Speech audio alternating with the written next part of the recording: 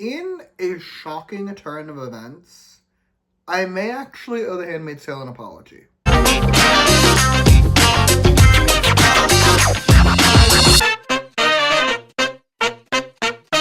But first, hello! Welcome! I'm Simon. Welcome to my hellscape. Now, like 2 weeks ago, I want to say, I made a video about The Handmaid's Tale. Slowly making me go insane. I, for the record, did watch the entire first, 5 seasons of this show in the span of, 5 weeks, maybe 6 weeks. It was a lot. I powered through it. However, I said in my last video that season 5 was horrible and that season 6 wasn't good. In the past 2 weeks, we've gotten 2 episodes of The Handmaid's Tale, and dare I say, both have been good. I am intrigued, I guess I'd say, by the number of new plot elements being introduced, because we have 4 episodes left, and there's a lot of shit they gotta wrap up, but also that feels very Handmaid's Tale. It does feel very Handmaid's Tale that they have 18 open plot lines, none of which they're probably gonna resolve. Okay, here's what I liked. We're going to start with the plot lines I liked. Okay, first plot line I liked is that the commanders, A, want to kill Lawrence, and B, want to, re-reform New Bethlehem, kind of. In their way, not in the Lawrence way, not in a good way, in a totalitarian way. I actually liked that. That's fun. I am a Bradley Whitford, both apologist and supremacist, depending on the moment, and I love him. He's one of the few things getting me through this show. That man is a delight. I like any plot line that's gonna make him a central focus. While we're on the topic of Whitford, and specifically the Jezebel's plot arc, Janine, I'm so normal about Janine. I've always really liked Janine. I think Janine is actually the most compelling character we have left. I've said this for a hot minute. Janine is the other delight of this show. And I don't want to say I love her arc in Jezebel's, because it does make me very sad for her. But I do really like it. I like it conceptually. I like that she seemingly can't escape her fate of always being tied to some abusive man in some form. There's so many things about it. And then the whole thing when Lawrence brings her the picture that what's-her-name drew, and then she meets up with Janine, and Lawrence trying to protect her. I actually like them as a duo. I do. They never interact. And I would believe you if you told me they're never gonna fucking speak again. But, I like them as a duo. I love Janine here, especially in the latest episode. Episode 6, I think, was the best episode we've gotten out of The Handmaid's Tale in probably 2 seasons. I believe that. Probably since, season 4. It was just... we're gonna focus on the Janine part first. Janine's fight with Lydia at the end, when she was like, you know that's my baby. You stole my fucking baby. Get the fuck out of my life. That was everything to me, because I've been waiting for that for 4 seasons now.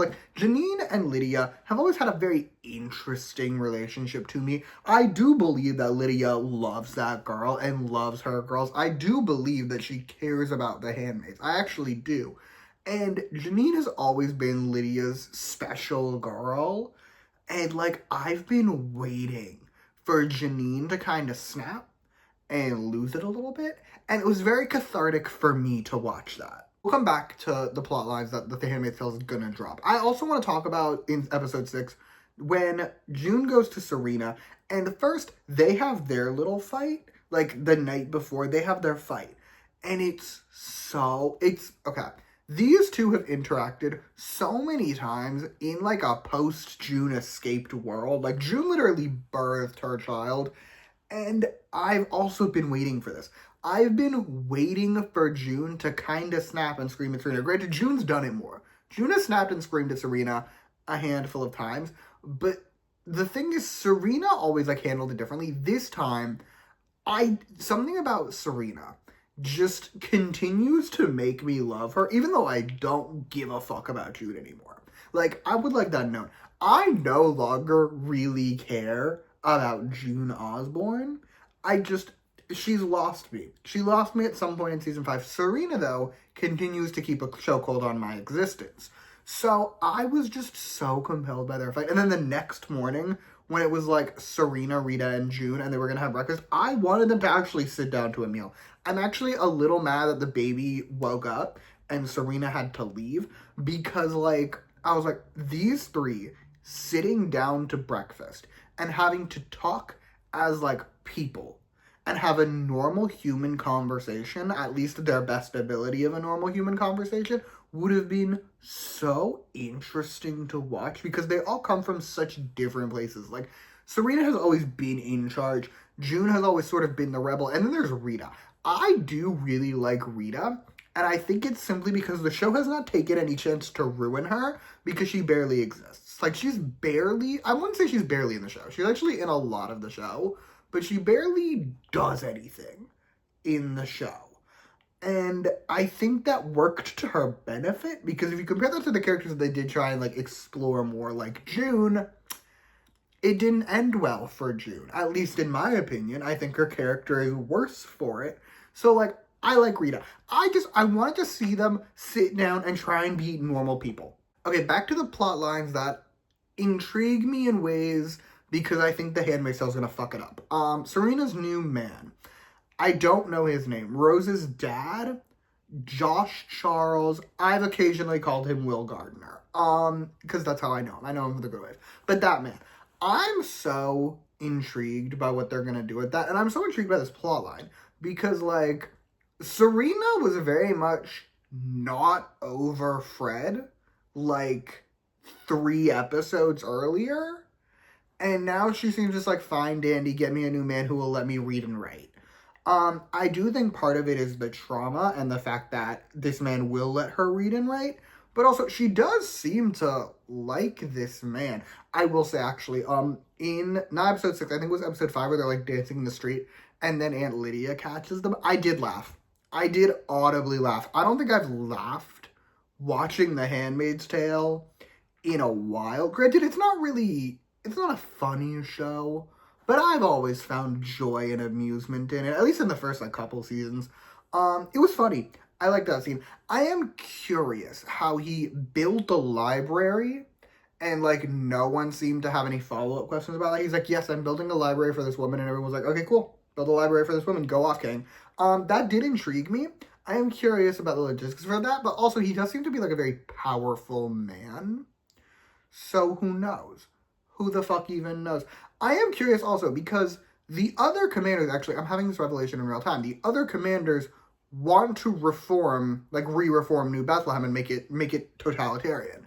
But the Josh Charles man seems very pro-New Bethlehem because he gets Serena that way. So how is that going to work? Because he's, like, the most powerful bitch in the country. I'm realizing these things. See, this is why the Handmaid's Tale needs to hire me. Because I would notice these things. I'd be like, hey, this doesn't make sense. Also, while we're here, it does still drive me up the wall in, like, the most negative sense that Nicole is now Holly again. I went on a whole rant about it in the last Handmaid's Tale video. I still fucking hate it. I still hate it so bad. Granted, it has not been as relevant lately, but there was one moment in episode 6 where, like, June called her Holly, and I was like, no, we're not gonna do that. We're not gonna do that in Serena's home. We're not gonna fucking do that. It's just, I feel like it was one of the worst choices they made in this show.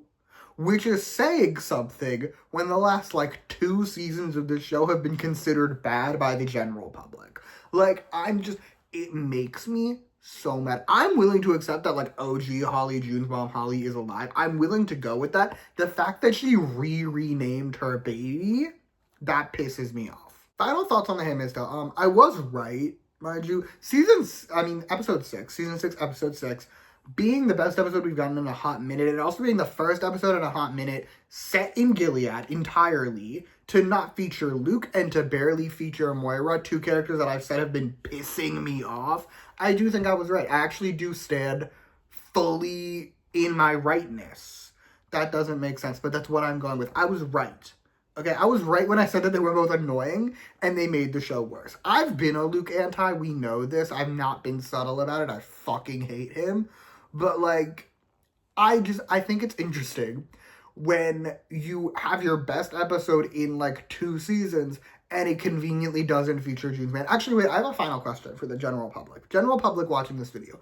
Do we think, not that June loves Luke, I'm convinced June does not love Luke. Do we think June loves Nick currently knowing what she knows? That's my question. That's my question for us to ponder. I do think the minute they're out of that closet, she is going to beat his ass. I think she should kill him. That's my thoughts. I think she should kill Nick. Other than that, thank you so much for watching. Feel free to comment your thoughts down below on The Handmaid's Tale. Oh, wait, final thing. I lied. So in the last video, I said I was going to ask my sister, because my sister liked season 6. Like, she still likes season 6, but she liked season 6 before it got better. So I was going to ask her. I did ask her. My sister proceeded to tell me that Serena never wanted a baby, which is crazy. I did need that to be known by everyone. My sister is demented, and I no longer trust her opinions. Anyway, other than that, thank you for watching. Comment what you want, like and subscribe if you want to or don't. I will be okay either way. And yeah, thank you again for watching.